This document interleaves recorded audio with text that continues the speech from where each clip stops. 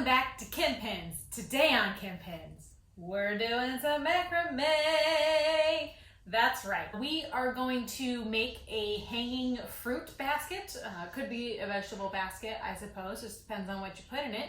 So it is for your kitchen, and it's got these little dowels, and it's like a hammock. It's supposed to attach to the bottom of your cabinet, and you put stuff there.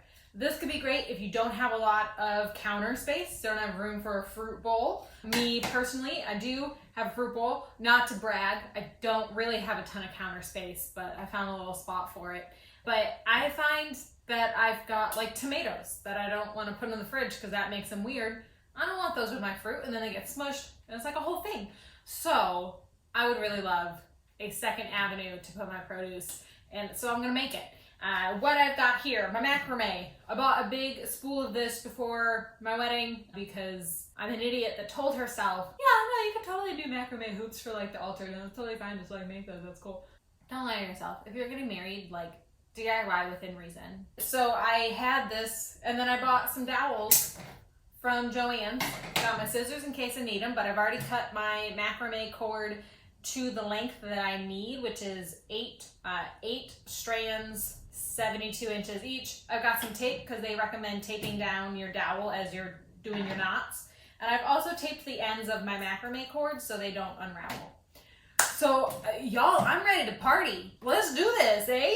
So I'm gonna start by taking my cords and folding them in half and tying them onto my dowel.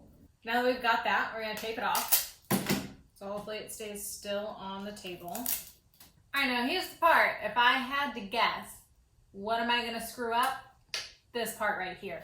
So you want to do every other string and then do a knot. It says an overhand knot. And the pin does offer a supplemental YouTube video. Don't know what that is offhand. This is gonna take a while.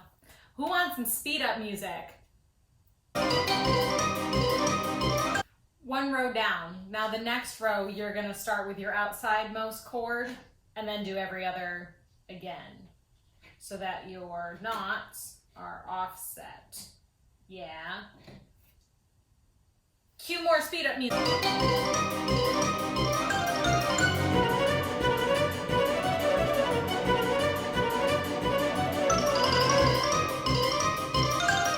Okay, I've got all my knots tied. Now I'm gonna take my other dowel and attach my strings.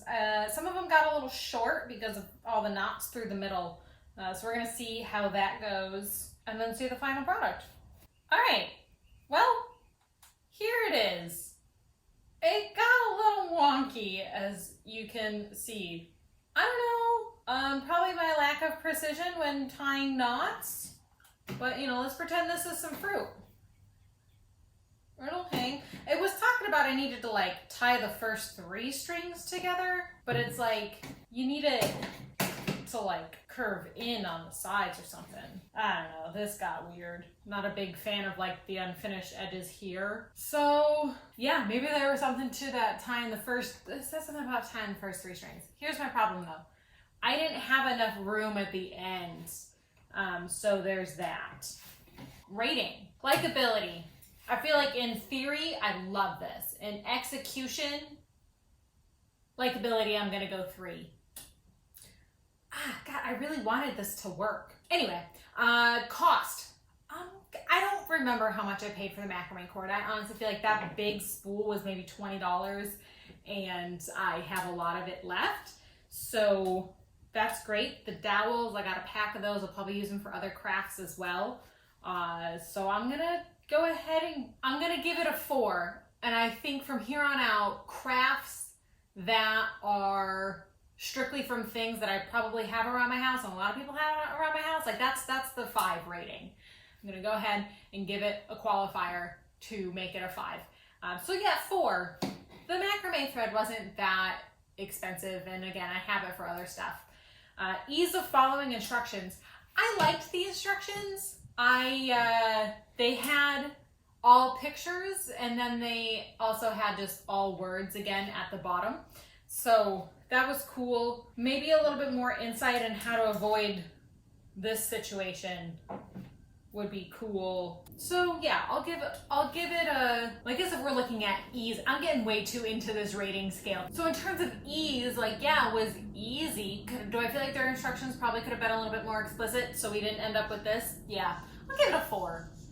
Should you make it versus should you buy it? You know, I honestly feel like if you have like an old hammock or something, you could probably repurpose some of that, or maybe like an old basketball hoop with the same idea.